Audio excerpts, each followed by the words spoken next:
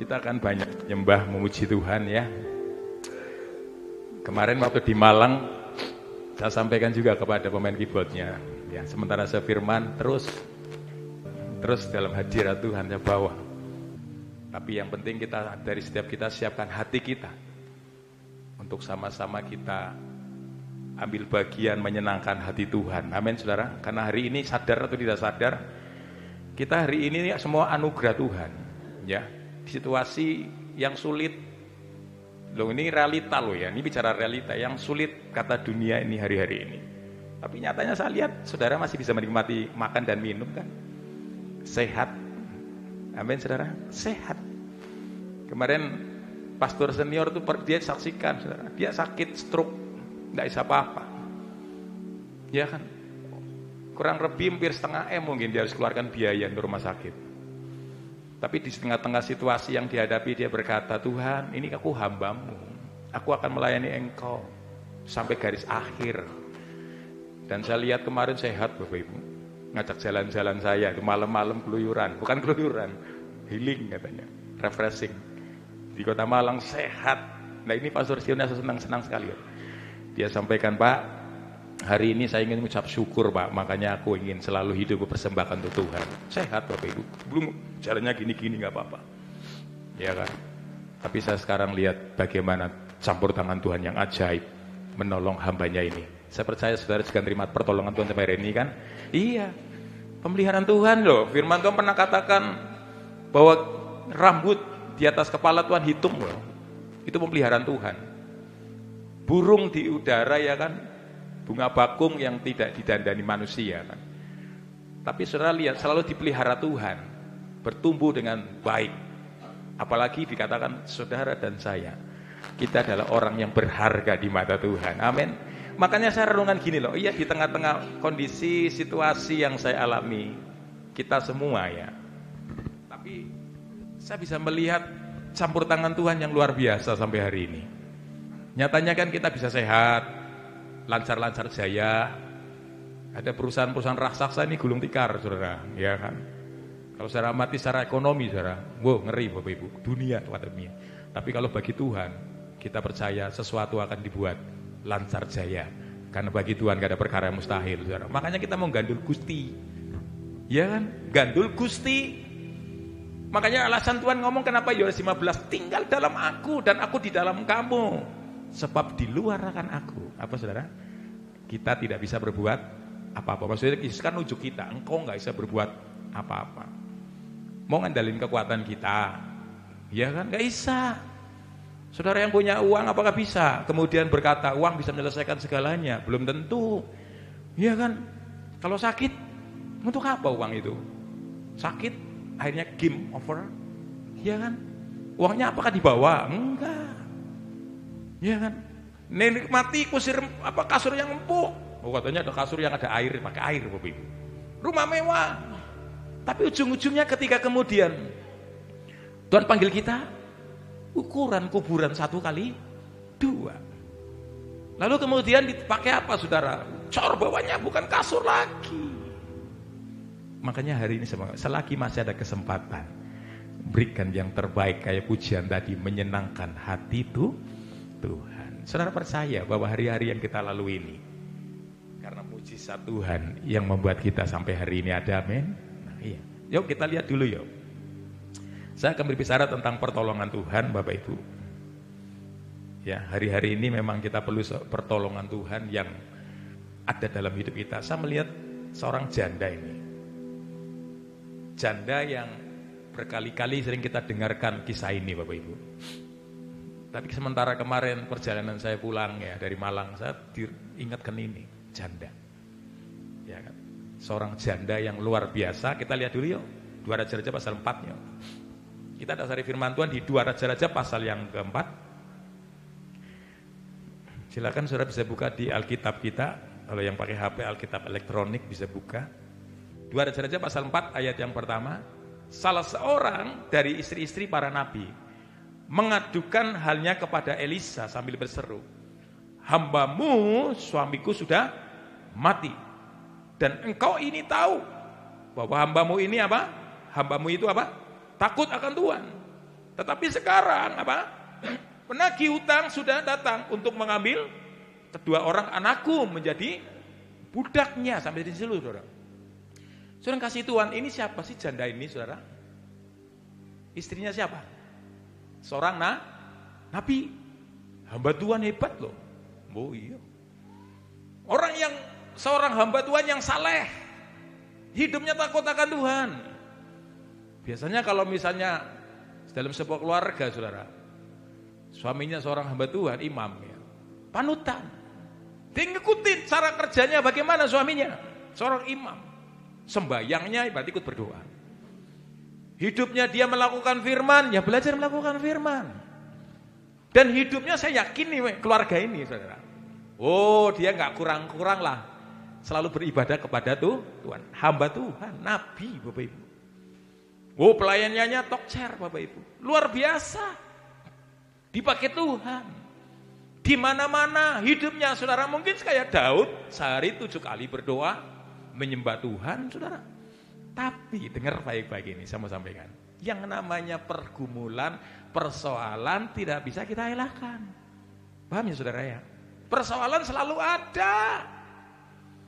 Yesus apa nggak ada persoalan ketika dia menggenapkan rencana Tuhan? Ada. Dia nanti kok. Hidup bareng-bareng sama murid-murid yang bareng-bareng kok. Siapa, saudara? Yudas Iskariot. Iya kan? Lalu kemudian, saudara, begitu dia ditangkap, lalu kemudian saat itu dia diadili, dihakimin. Murid-muridnya bubar, Bapak Ibu. Iya kan? Sebagian murid-muridnya mulai dia undur, dia meninggalkan Yesus. Termasuk Petrus yang selalu nguping. Setiap Yesus nyampaikan pesan, dia dengar, dekatkan dengan Yesus, manjanya luar biasa nih Petrus. Tapi saudara tahu, pada saat itu firman Tuhan mengatakan dia menyangkal Yesus sampai berapa kali? 3 kali. Artinya Bapak Ibu ngasih Tuhan, Yesus punya pergumulan, persoalan. Ya kan? Termasuk kembali janda ini. Janda ini dia orang kurang-kurang apa sih? Dia dekat dengan Tuhan. Tapi kalau saudara perhatikan ini. Dikatakan hambaku, suamiku sudah mati dan engkau ini tahu bahwa hambamu ini itu apa? Takut akan Tuhan. Ya kan? Iya, takut akan. Tetapi sekarang perhatikan ya. Penagih hutang sudah apa? Datang untuk mengambil kedua orang anakku menjadi apa? Budaknya. Debt collector kali ya Pak ya, kalau zaman sekarang ini. Ditagih hutang. Ya saudara kasih Tuhan. Saya yakin ketika dia nagih hutang itu bukan cara yang halus. Orang mesti kan pengen cari keuntungan kan, ditagih saudara. Bayar hari ini nih tanggunganmu lagi. Selesaikan. Kalau kamu gak bisa bayar utangmu, maka harus jaminan. Anaknya di sini katakan apa? Kedua orang anaknya urus menjadi apa? Budak. Saudara, budak zaman itu beda dengan zaman sekarang, asisten rumah tangga. Asisten rumah tangga kalau majikan kurang ajar, majikan misalnya senanya sendiri neken, larinya kepada kalau yang di luar negeri KBRI, ya kan? Kemudian dia nuntut pasal-pasal sekian, minta perlindungan hukum, ya kan? Lalu kemudian kerja, pokoknya kalau misalnya majikan nggak bener seenaknya, waktunya dia kemudian nggak mau berangkat. Tapi zaman itu kalau orang jadi budak ya, dengar baik-baik, semua hak otoritas itu di tangan majikan. Mau pekerjakan karyawan ataupun orang yang kerja dengan dia 24 jam, nurut. Kalau enggak seorang kasih Tuhan, ya kalau udah dibeli, dia akan aniaya itu. Sampai kemudian saudara tahu, saudara, direndahin. Itu zamannya itu, ngeri kan, bangsa Yahudi. Tapi seorang kasih Tuhan, di tengah-tengah situasi yang saya alami, dia mengalami persoalan, dia mengalami pergumulan. Ya, coba saudara loncat yuk, ayat yang terakhir Bapak Ibu. Ayat yang ke-7, kita loncat saja ya. Kemudian apa? Pergilah perempuan itu memberitahukannya kepada abdi Allah, dan orang itu ini berkata apa? Pergilah jualan minyak itu dan Bayarlah hutangmu dan hiduplah dari lebihnya engkau serta anak. Kalau saya coba kita sama-sama ya, ayat 7 ini kita renungkan. Dan kita akan sama-sama melihat, belajar, memahami. Kira-kira ayat 7 ini, janda ini akhirnya ditolong Tuhan enggak? Lunas enggak utangnya? Lunas.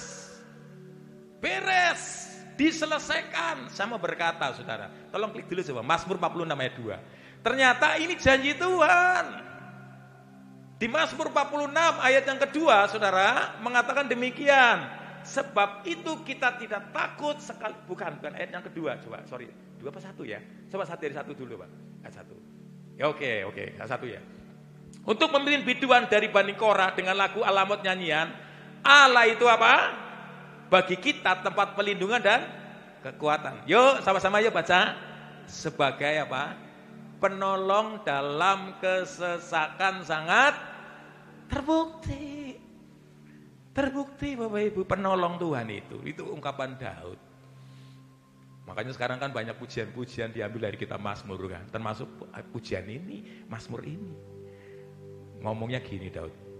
Allah itu bagi kita tempat perlindungan dan kekuatan. Sama-sama katakan.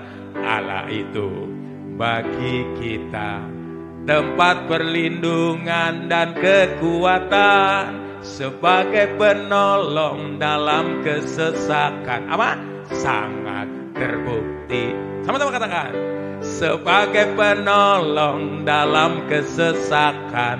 Sangat terbukti. Terbukti. Itu Tuhan Bapak Ibu. Iya kan? Nah, yang kita renungkan pagi hari ini saudara, ternyata di tengah-tengah masalah yang kita alami dalam hidup kita, saya mau sampaikan, selalu ada pertolongan Tuhan yang terbukti dalam hidup kita. Selalu ada. Ya, selalu ada pertolongan Tuhan. Nyatanya janda ini saudara ditolong Tuhan. Ditolong. Jadi pagi hari ini saudara, yakinkan hari ini. Deklarasi iman kita kepada Tuhan. Aku hari ini punya masalah. Tapi aku percaya bahwa ada pertolongan Tuhan yang terbukti dalam hidupku. Kedepannya aku lalui. Aku percaya hari ini bahwa situasi sulit yang aku alami. Tapi aku percaya ada Tuhan yang turut bekerja Roma 8:28. Dalam segala perkara apa? Mendatangkan kebaikan. Maka itu Bapak Ibu saya sampaikan. Dalam hidup kita ini saudara, belajar untuk memahami Tuhan kita. Seringkali kita enggak memahami Tuhan sih. Bahwa Tuhan itu bekerja. Firman Tuhan kita dengar. Tapi kadang-kala hakikatnya saudara-saudara melupakan siapa itu Yesus. Bagaimana eksistensinya. Dia maha hadir sebenarnya. Dia maha kuasa. Dia maha apa lagi? Maha besar. Paham kan saudara? Coba pertanyaan saya, paham enggak? Siapa tuh Yesus? Coba kita buka paradigma kita. Jangan cuma kita sempit pikirannya. Yesus ngertinya kita kan juru selamat. Betul ya saudara? Yesus juru selamat. Tapi dia Allah. Allah yang maha besar. Dia Allah penyembuh. Yehova Rafa, kalau kita sakit disembuhkan, amin. Dia Yehova Jireh. Saudara kasih Tuhan, next time saudara, lain waktu saya akan ungkapkan rahasia tentang siapa itu Tuhan Yesus. Perlu kita belajar. Jadi Tuhan punya gelar banyak sekali. Termasuknya dia Yehova Jireh. Bahwa dia Allah yang mencukupkan kita dalam setiap kondisi. Nyatanya janda ini kekurangan, dia ngalami masalah utang, selesai diselesaikan Tuhan. Iya kan? Selesai. Artinya sama sampaikan saudara. Yakinkan hari ini di tengah-tengah apapun yang kau alami, selalu ada pertolongan Tuhan pada waktunya. Makanya pengkhotbah dia tulis Salomo tuh di kitab pengkhotbah. Segala waktu yang dibuat Tuhan selalu indah pada waktunya. Memang kadang struggle, sesuatu nggak enak. Maka itu pagi hari ini saya cuma bagikan 2 prinsip aja. Bagaimana supaya kita bisa mengalami pertolongan Tuhan. Saudara pengen terima pertolongan Tuhan, pulang dari tempatnya ditolong Tuhan, katakan amin. Pengen enggak saudara? Pengen. Ya kan? Pulang kita punya pergumulan selesai saudara, atau lusa atau besok, wih beresin Tuhan. Selesaikan Tuhan Bapak Ibu. Cuma prinsip dua hal ini ya. Kita mau belajar dari janda ini. Saya belajar semalam, saya renungkan. Oh ini dia Tuhan. Aku mau belajar kayak janda ini. Kita tuh sama kayak janda ini kan, manusia. Punya kelemahan dan kekurangan. Sehebat apapun sih mereka hamba Tuhan. Punya masalah. Pejabat apakah nggak ada masalah? Punya. Mereka kemana-mana kan kuat ya, dikawal bodyguard. Rumahnya dipasang berapa CCTV. Dan dia ketar-ketir juga. Ya kalau dia jujur, lurus-lurus saja saudara. Kalau nggak jujur, ya kan, siap-siap. Ya kan, dari KPK, tangkap dia. Masuk penjara Prodeo. Ya. Ketar-ketir masalah. Banyak pejabat juga, ada sebagian juga orang-orang yang punya uang gak nyaman, sakit, atau kanker lah, jantung, lagi kerja enak-enak, tiba-tiba bruk, saudara, ya, mati. Dia punya istri, punya anak, jelaskan istrinya kalau misalnya kerja, ya no problem ya katanya. Tapi kalau istrinya cuma bergantung suaminya, apakah bisa kemudian dia bisa melanjutkan kesejahteraannya? Karena yang cari nafkah suaminya. Makanya Bapak Ibu kasih Tuhan, bergantunglah sama Tuhan ya Bapak Ibu ya. Karena Tuhan itu yang selalu memberi jalan dalam hidup kita. Amin saudara. Nah makanya saudara kasih Tuhan, dua prinsip ini kita persingkat aja karena sebenarnya perjamuan. Kalau saya melihat coba ya dua Raja-Raja pasal 4 saudara. Di tengah-tengah dia punya masalah, kedatangan seorang nabi yang namanya siapa? Elisa. Dia tanya nih ya dua. Jawab Elisa kepadanya, apakah yang dapat kuperbuat bagimu? Beritahukanlah kepadaku apa-apa yang kau punya di rumah. Berkatalah perempuan itu, hambaku apa? Ini tidak punya sesuatu apapun di rumah kecuali apa? Sebuah buli-buli berisi minyak. Dia ngomong, aku sudah gak punya apa-apa, pastor. Nabi Elisa dia ngomong. Kulkas sudah tak dol. Motorku sudah tak masukin gadean. Ini perumpamaan misalnya zaman sekarang. Apa meneh? Saudara. Wah, sampai kemudian semua kekayaannya ludes habis. Ngopo? Bayar utang. Kan utangnya anak ini berkembang, tambah berbunga. Lalu apa lagi yang kamu? Dia sudah ngomong tadi kan. Ya kan, mau nggak mau jaminan tadi anaknya jadi budak. Lalu apa lagi? Aku punya sebuah buli-buli berisi minyak. Nah, kalau kita renungkan, apa sih maknanya buli-buli berisi minyak sih? Artinya sesuatu yang kadangkala di luar ekspektasi yang kita pikirkan, dengar baik-baik, terlalu mungkin bagi Allah. Hanya sedikit minyak, buli-buli isi minyak. Tapi kan dengan barang itu kan saya mau sampaikan, jadi penolong yang dipakai Tuhan. Benar nggak saudara? Iya. Artinya saya mau bilang saudara, bagi Allah sesuatu itu mungkin. Karena bagi Allah Lukas 1:37 tidak ada perkara yang mustahil. Makanya saya mau ngomong Bapak Ibu, hari-hari ini Bapak Ibu, kalau saudara diperhadapkan situasi yang sulit, cari sumber yang bisa melakukan yang nggak mungkin jadi mungkin. Amin. Jadi mungkin, aku nggak punya, Tuhan nggak bisa buat mujizat. Makanya dia waktu dia turun dari langit, saudara, dari surganya sana turun ke bumi, saudara, dia menjumpai kita melalui anaknya yang tunggal, Yesus, ya kan? Dia ingin tolong kita.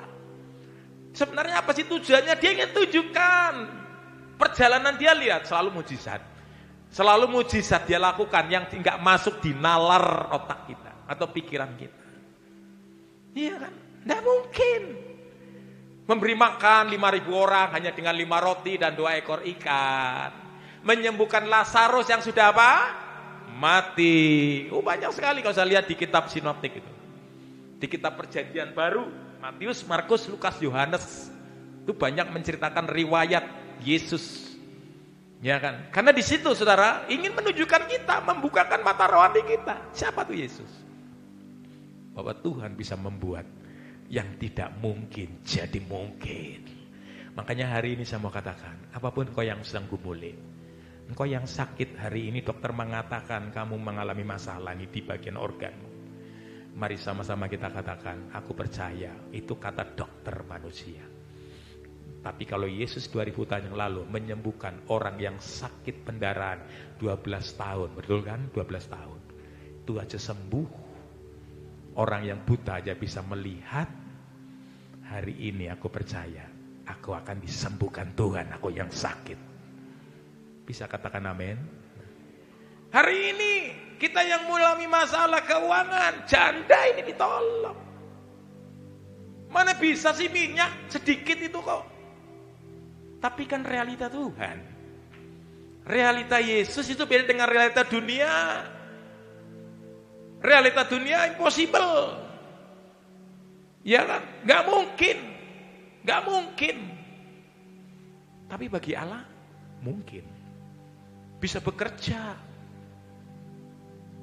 Coba kita sepakat ya, membangun unity iman yang kuat. Saudara percaya enggak bahwa enggak lama kita akan punya tanah, kita akan bangun gereja permanen?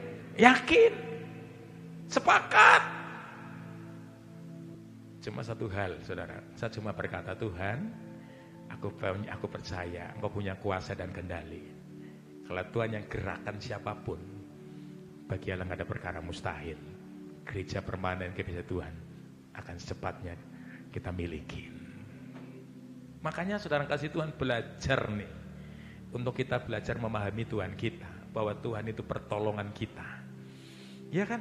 Nah, ini ada sedikit minyak. Coba ayat 3. Lalu berkatalah Elisha, pergilah, mintalah apa? Bejana-bejana dari luar, daripada segala tetanggamu. Bejana-bejana yang apa? Kosong, tetapi jangan terlalu sedikit. Kemudian masuklah. Ayat 4 yuk, sama-sama yuk. Coba ayat 4 tayangkan. Ada dua prinsip yang kita merenungkan. Sampai janda ini ngalamin pertolongan itu karena apa coba? 2 Raja-Raja pasal 4, kita lihat ayat yang keempat. Ya, yuk baca sama-sama. Kemudian apa? Masuklah apa? Tutuplah pintu sesudah engkau dan anak-anakmu masuk. Lalu apa? Tuangkanlah minyak itu ke dalam segala bejana. Mana yang penuh, angkatlah. Ada 2 prinsip yang kita merenungkan hari ini. Janda ini, saudara, di tengah-tengah pergolakan masalah yang dia alami, kena penagih hutang. Sampai dia kemudian ya terintimidasi karena anaknya yang kesayangannya harus jadi budak. Saya lihat ini orang ini nurut sama Tuhan. Belajar nurut ya, katakan sama-sama nurut sama Tuhan. Nurut. Prinsip yang pertama saudara, ayat yang keempat, sini kemudian masuklah, garis bawah ya, apa? Tutuplah pintu, kata Nabi Elisa. Tutuplah pintu sesudah engkau dan anak-anakmu masuk, lalu tuanglah minyak itu ke dalam segala bejana, mana yang penuh, angkatlah. Saya waktu renungkan, maksudnya apa ini ya? Ditutup pintu. Saudara kasih Tuhan, ketika berbicara tutup pintu, saudara, ternyata kalau janda itu saat itu, dia tetap pada saat dia menuruti omongan Elisa, ya kan? Tapi dia nggak tutup pintu. Orang kan seliwar-seliwar tetangganya. Nonton bisa saja, orang kan kalau menangga kan biasa apa yang dilakukan ini? Ngoceh, ngomong, ngerumpi. Ya kan? Itu ngapain itu? Janda ya loh, aneh-aneh. Suruh nyediain apa, saudara? Buli-buli ya, kayak kosong. Bukan buli-buli, apa namanya itu? Bejana ya, sorry. Suruh disediain. Ngapain itu? Mungkin dipikir apa saudara? Sinting kali itu janda itu. Oh, kalau saat itu bisa melemahkan loh. Iya. Kan dibuka pintunya. Orang biasa kalau dolan kan mesti tenangga. Parani dong janda itu. Oh, ngapain? Kayak lo kono kan. Kamu sinting ya? Dikata-katain sinting bisa. Makanya Bapak Ibu kasih Tuhan, yang kita belajar dari ini. Kenapa suruh tutup pintu, saudara? Supaya hidup kita ini bisa kita tetap fokus kepada apa yang Tuhan mau dalam hidup kita. kadang-kala kan kita nggak fokus. Makanya Daud pernah ngomong di Mazmur pasal 1. Ya kan? Kalau kita pengen berbahagia, Mazmur 1 mengatakan apa? Jangan masuk kumpulan apa? Pencemooh. Iya kan? Pencemooh. Kemarin ada kumpulan Bapak Ibu. Ini panitia menjelang HUT kemerdekaan kan.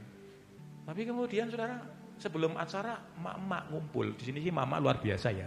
Emak-emak ngumpul. Saudara kasih Tuhan. Yang diomongi apa saudara? Kayak loh. Iku suami ini kan ini. Suami ini kan. Tapi di sini emak-emak luar biasa karena mama yang ada di hati Tuhan. Amin saudara. Makanya Daud ngomong jangan kumpulan pencemooh. Karena itu yang membuat kita tuh nggak bisa fokus sama Tuhan. Makanya Tuhan suruh sama Nabi Elisa, melalui Nabi Elisa supaya janda ini tutup pintunya, ditutup supaya kita fokus kepada apa yang Tuhan mau dalam hidup kita. Ya, saudara, supaya kita nggak punya opini-opini, saudara, atau asumsi yang kadang-kadang tanpa sadari membunuh iman kita. Iya, saudara, sering kadang gitu. Ya kan? Kita dengar apa-apa yang kemudian dimasukkan di hati, direnungkan. Coba belajarlah hari ini saya mau sampaikan. Janda ini begitu mendengar Nabi Elisa, dia direnungkan. Suruh tutup pintu, tutup. Biar dia fokus. Biar bisa fokus kepada apa yang Tuhan mau. Dia fokus. Makanya saudara, waktu Tuhan suruh kepada Nabi Yosua, hambanya Yosua, perjalanan dia untuk terima estafet dari Musa, hamba Tuhan besar loh. Saya tahu nggak mudah. Orang saya kira zaman Yosua itu ya, kalau Yosua satu, itu orang mesti nyepelekan Yosua, sinom kok, bocah kok, apa iso kayak Musa?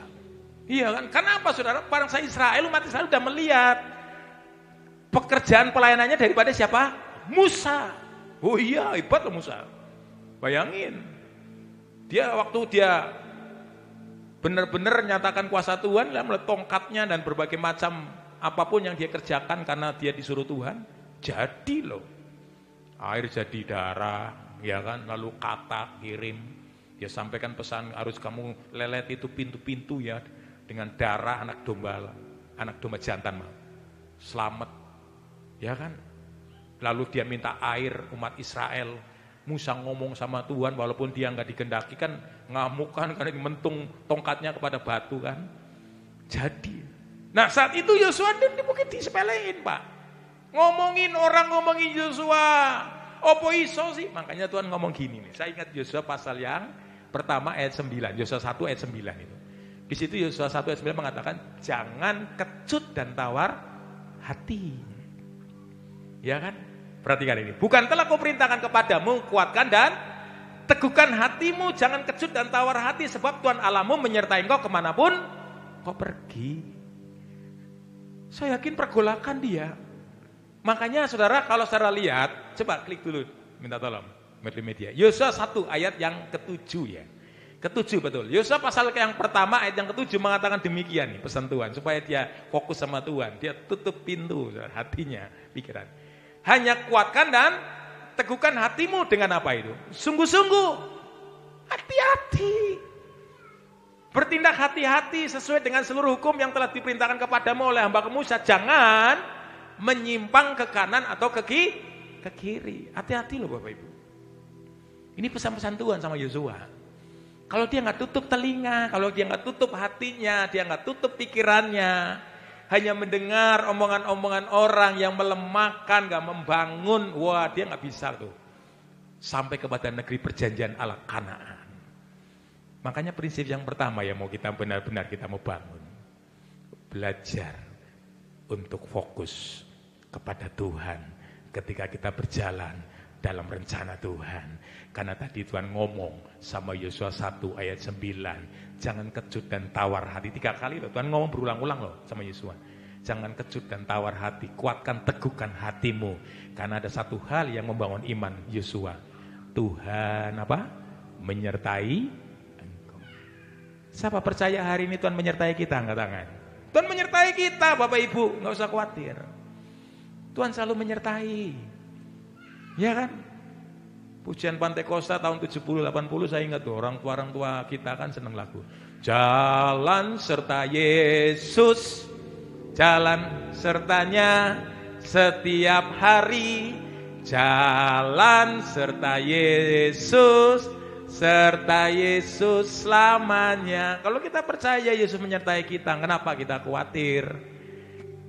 Tutup ya telinga kita ya, tutup pikiran-pikiran kita yang melemahkan atau hati yang mengganggu hati kita. Seperti kita lihat, makanya Tuhan suruh Nabi Elisha ngomong sama janda itu. Hari ini nih, apa yang harus kamu lakukan? Tutup pintumu. Dan ketika dia tutup pintu, saya mau sampaikan, dia fokuskan kepada Tuhan kan? Dia fokus. Dia ngikutin setiap apa yang Tuhan suruh. Iya kan? Maka itu dikatakan di Mazmur 1 ayat yang pertama, berbahagialah orang yang hidupnya apa? Tidak masuk dalam kumpulan pencemooh, lalu kemudian kumpulan orang-orang berdosa, kumpulan apa? Orang-orang fasik, kan begitu kan? Tapi yang kesukaannya di Mazmur 1 itu, merenungkan Taurat Tuhan siang dan malam. Artinya mereka tuh merenungkan, fokus kepada firman. Ini membuat hidup kita seperti pohon yang ditanam tepi aliran air, menghasilkan buahnya pada musimnya. Apa saja yang dilakukan apa? Berhasil. Berhasil. Maka itu perlu dalam hidup kita, saudara. Tutup telinga kita, tutup pintu hati kita dari hal-hal yang tidak membangun iman kita. Tapi ketika kita masuk dalam rencana Tuhan, fokuskan kepada Tuhan hari ini.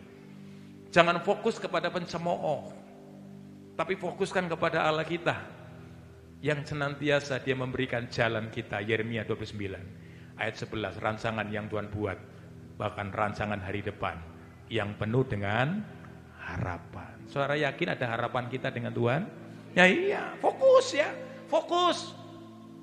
Fokus aja sama Tuhan lah, jangan fokus masalahnya. Makanya sering saya berulang, sering saya sampaikan, ya kan?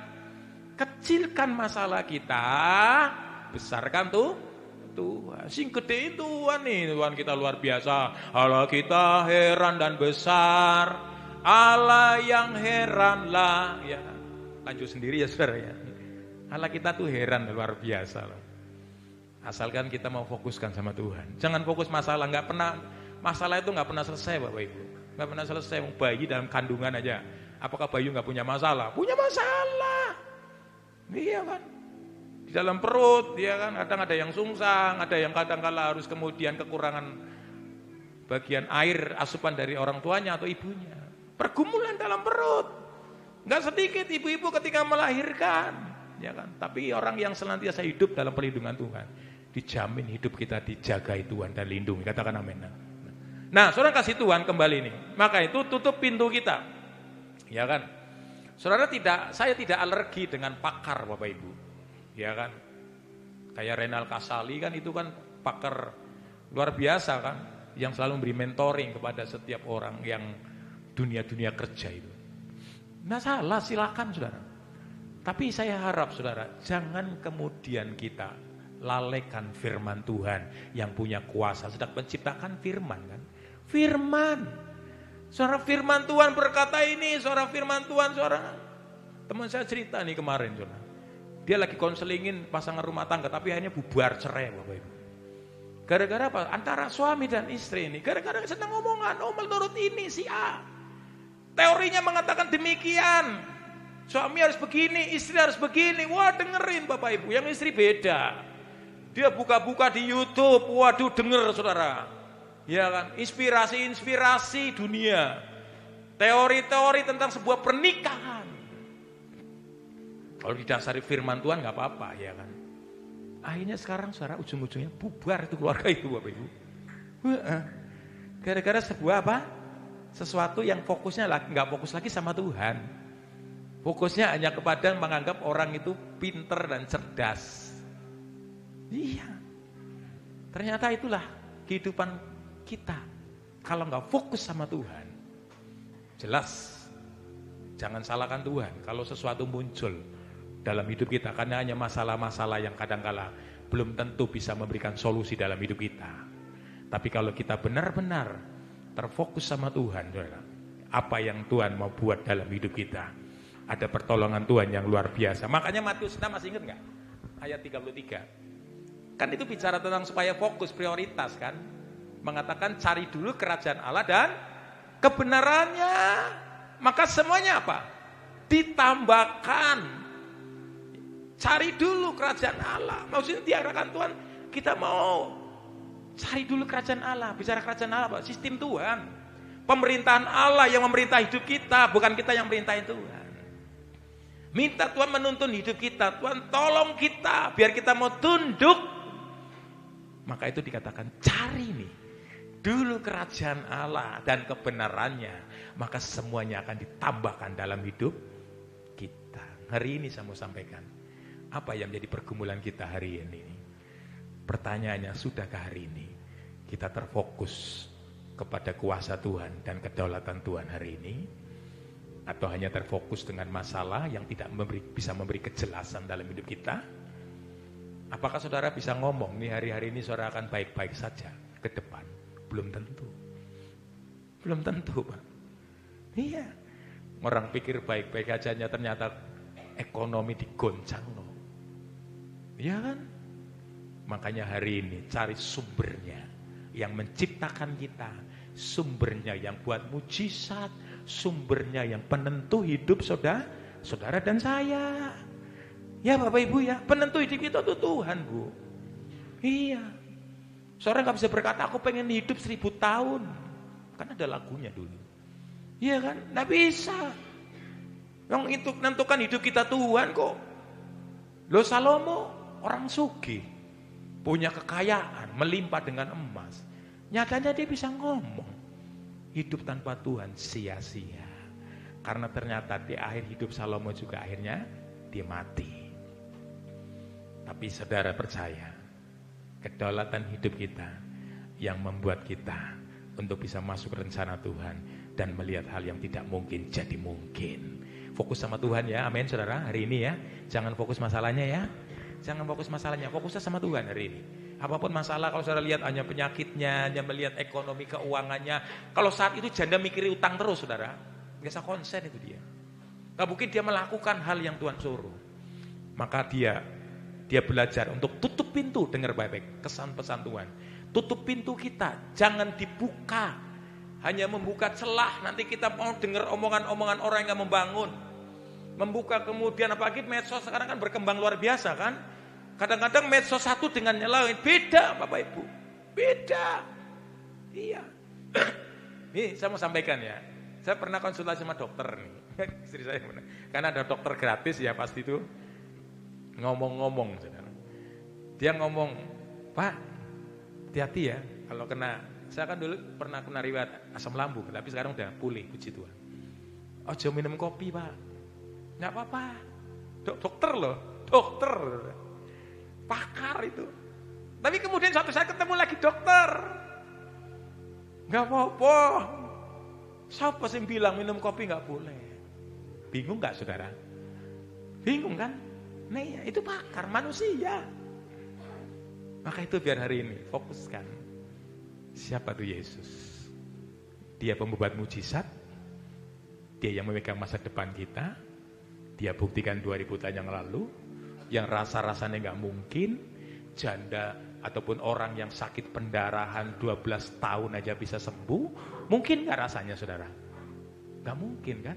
Tapi bagi Allah tidak ada perkara mustahil. Kalau saat itu perempuan yang 12 tahun dia itu gak fokus sama Tuhan, kerumunan mungkin saat itu dia akan menjadi orang yang mungkin udah ciut mentalnya, tapi dia kan gak fokusnya sama kerumunan orang, betul kan saudara? Gak fokus. Fokusnya dia pokoknya aku lihat Yesus, kejar ke Yesus ya. Dia kejar Yesus sampai dia bisa sentuh apa? Jubahnya. Dan dia fokusnya sama Tuhan. Tuhan lalu ngomong, ini siapa nih ya? Ini bahasa saya, saudara. Yang ada di belakangku yang gandul ini. Ada kuasa keluar dari tubuhku. Dan saat itu saya mau sampaikan, perempuan 12 tahun ini disembuhkan Tuhan. Karena dia punya hati dan pikiran dia fokus sama siapa? Yesus. Yang kedua, next. Saudara yang kasih Tuhan, kita lihat sekarang ini setelah itu saudara, ini mau. Janda ini kemudian apa yang dia lakukan setelah itu? Masih tadi ya. Ayat 5 coba. Ayat 4, sorry. Kemudian masuklah tutuplah pintu sesudah engkau dan anak-anakmu masuk, lalu tuanglah minyak itu ke dalam segala bejana mana yang penuh dan angkatlah. Ayat 5, perhatikan. Pergilah perempuan itu daripadanya, apa? Ditutup nyala pintu sesudah ia dan anaknya masuk dan anak-anaknya mendekatlah bejana-bejana kepadanya sedang ia terus menuang. Ayat 6, ketika bejana itu sudah penuh, berkatalah perempuan itu kepada anaknya, dekatkanlah kepadaku sebuah bejana lagi, tetapi jawab kepada ibunya, tidak ada lagi bejana, lalu berhentilah minyak itu mengalir. Saudara kalau saudara perhatikan, mudah enggak dikongkon itu loh. Begitu ketemu Nabi Elisa suruh pulang, tutup pintu. Lalu kemudian bukan hanya itu saudara, setelah anak suruh masuk saudara kalau lihat ayat 3 tadi, minta bejana-bejana disediapin. Sesuatu hal rohani yang saya tangkap apa saudara? Ternyata dalam hidup janda ini kadang-kadang harus diperhadapkan sebuah tuntunan hidup. Sama-sama katakan saya, tuntunan. Bukan mujizat. Kalau saya ngomong nih denger ya, Nabi loh dipakai Tuhan, Nabi Elisa. Dia datang waktu ke tempatnya janda ini. Dia ngomong aja, hari ini duit turun ya. Tuhan akan buat uang itu kamu hari ini, Tuhan akan kirim berkat. Bisa enggak saudara? Bisa, karena hamba Tuhan dipakai Tuhan Nabi Elisa loh. Iya. Bisa saudara. Dia lakukan, enggak perlu nunggu-nunggu waktu lama. Harus susah-susah dia pulang ke rumah. Lalu kemudian dia menyediakan bejana-bejana yang kosong. Tutup pintu, ya kan, tuangkan, proses kan. Tapi sesuatu yang saya tangkap, ternyata yang kedua, setelah menutup pintunya, saudara, untuk kita fokus sama Tuhan. Yang kedua, ngajarin janda ini, saudara, supaya dia nurut kepada tuntunan Tuhan. Sama-sama katakan saya, tuntunan Tuhan. Ya, perlu tuntunan Tuhan. Kadang manusia tuh sukanya kan instan, betul nggak, saudara? Sukanya instan, pengennya cepet, ndang cepet Tuhan ditolong saya dicepet. Oh bukan cara Tuhan seperti itu bu. Jadi tidak mau kita ini selalu instan, kita pengennya cepet ditolong dan cepet Tuhan ditolong saya itu biar ditolong, ya kan, biar selesai masalahku. Tapi Tuhan enggak. Saudara masih ingat kisah tentang peristiwa mujizat pertama di mana? Kana, betul ya? Waktu di Kana itu apakah Tuhan ngomong, hari ini begitu ketemu itu, begitu kehilangan anggur, langsung ya, jadi hari ini ada anggur. Enggak kan? Apakah Tuhan ngomong, hari ini ke Indomaret beli anggur, cap kolesom atau anggur apa? Kan enggak kan? Proses dulu, tuntunan Pak. Saat itu kemudian dia panggil pelayan-pelayannya kan, itu ada pemimpin pestanya Pak. Kalau sebuah pernikahan ya Bapak Ibu ya, mesti ada pemimpinnya itu, yang mengkomando sebuah acara itu, ya kan? Pelayannya kemudian disuruh apa, Bapak Ibu? Tuntunan Tuhan. Pergi, coba ke belakang, ambil bejana-bejana yang kosong. Saudara tahu kalau di budaya orang Yahudi, bejana yang kosong itu kalau kebiasaan orang sana, kalau mau masuk rumah harus kemudian mencuci kaki dengan bejana itu, bekas kaki. Gitu loh saudara.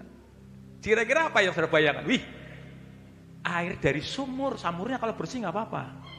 Dimasukkan bejana itu kalau bersih nggak apa-apa. Iya kan? Tentunya mikir nggak pelayan-pelayan? Mikir. Tapi kan dia enggak kan? Pelayan ini lakukan. Ya kan? Begitu kemudian dia dapat ke bejana, dia susun saudara. Lalu dia ambil air dari sumur, ya saudara. Diisi, kemudian setelah itu selesai. Lalu suruh ngapain saudara? Cedok. Saya mau tanya nih, yang suruh nyicipin siapa? Pemimpin pesta kan? Jadi pelayannya itu suruh nyodorin ke loh. Kamu ambil gayungmu atau cedok ya. Lalu kamu tunjukkan kepada pemimpin pesta. Oh tentunya saat itu dia kalau dia nggak benar-benar dia nurut tuntunan Tuhan digetok, itu dia mikir, wah aku kalau ke sama pemimpin pesta aku bisa digetok ini pakai gayung mungkin ya. Iya kan? Pemimpin pesta. tapi dia belajar nurut tuntunan Tuhan.